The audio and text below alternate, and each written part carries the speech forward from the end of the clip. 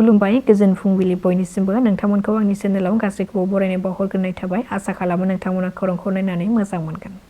फैगौ 6 दाननि थाखाय बिटिसिनि गासै एमसिएलएफोरनि बेथना खमायसिगोन। दासान्दि बायजो हादोरफोर जेरै आमेरिका, इरान, इजराइलनि गेजेराव जानाय दावहा सोलिबाय थानायनि थाखाय गेस सिलिन्डार, पेट्रल, डिजेल बायदि मुवाफोर थोस्लाबै आरो माखासे जेंनाफोर दासान्दि भारत हादराव गोहोम गोग्लैबाय थादों। बेखौ नोजोर बोनानै बिटिसिनि गासै एमसिएलएफोरनि बेथनखौ फैगौ 6 दाननि थाखाय 30% खमायनो थाखाय थिरांथा लानाय जादों होननानै खौरां मोननाय जादों।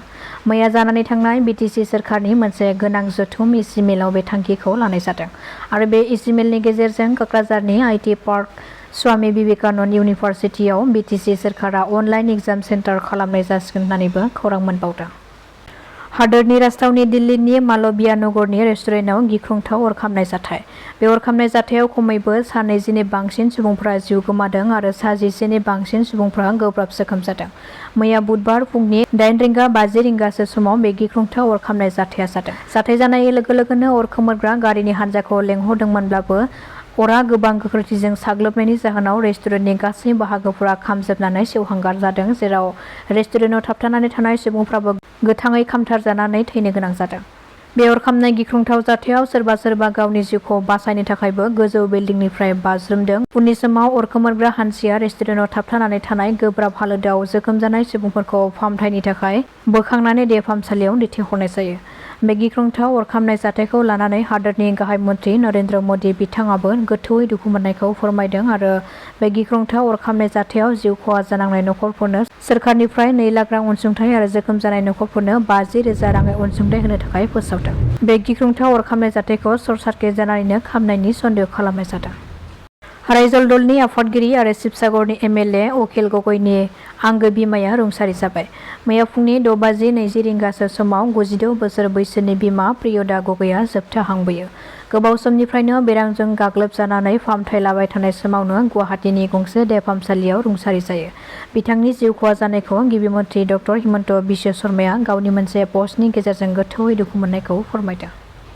गलाघाटआव गंसे नखरनिनो 4 सुबुंखौ गिख्रंथाव गाग्लोबनाय जाथाय। गलाघाट जिल्ला जामुगुरिनि नांगुरा गामियाव बे गाग्लोबनाय जाथाया जादों। फोरमायथिनाय बादिब्ला गामिनिनो रितुपन हाजरिकाया नामखरनि भावनायाव गावखौ बाहागो लानो होयैनि थाखायनो नखरसेनिनो 4 सुबुंखौ गोबौ हाथियारजों गाग्लोबदों। बे गाग्लोबनाय जाथायाव बिपुल दत्त, बिजन कृष्ण दत्त आरो कमलाकुसि शइकिया, इलामणि दत्त 4 सुबुङा गोब्राब जोखोम जायो।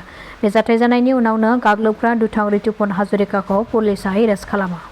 অহা 6 মাহত আমাৰ এমচিএলএ সকলৰ দৰমহা 30% আমি কমাই লোৱা যাব।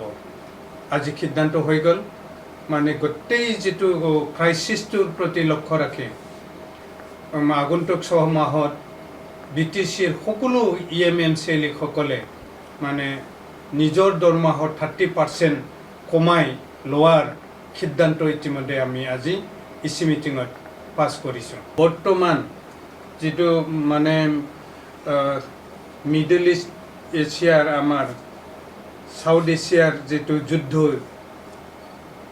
আমেৰিকা, ইৰাণ আৰু ইজৰাইলৰ মাজত যিটো যুদ্ধ লাগি আছে, যিটো হুৰমুজ ষ্ট্ৰেইটৰ যিখিনি আমাৰ গেছ, তেল টেংকাৰবিলাক আহি আছিল, সেইটো বন্ধ হোৱাৰ ফলত যি মানে আৰ্থিক সংকট দেখা দিছে, যিটো ক্ৰাইচিছ, পেট্ৰল, ডিজেল বা গেছৰ যিটো ক্ৰাইচিছ হ'ল, সেইবিলাক ক্ৰাইচিছ হোৱাৰ পিছত যিটো মানে হেৰিটোৰ অভাৱনীয়ভাৱে আমাৰ বস্তু বাহানিৰ দাম বৃদ্ধি হ'ল।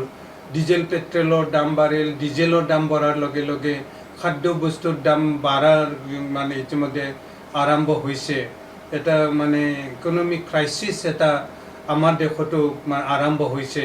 তাৰ প্ৰতি লক্ষ্য ৰাখি আমাৰ বিটিচি চৰকাৰে আজিৰ কেবিনেট বৈঠক ইচি মিটিঙত সিদ্ধান্ত লোৱা হ'ল যে অহা 6 মাহত আমাৰ এমচিএলএ সকলৰ দৰমহা 30% আমি কমাই লোৱা যাব। আজি সিদ্ধান্ত হৈ গ'ল, মানে গোটেই যিটো ক্ৰাইচিছটোৰ প্ৰতি লক্ষ্য ৰাখি আগন্তুক 6 মাহত BTCৰ সকলো EMMCLসকলে মানে নিজৰ দৰমহাৰ 30% কমাই লোৱাৰ সিদ্ধান্ত ইতিমধ্যে আমি আজি ইচি মিটিঙত পাছ কৰিছোঁ।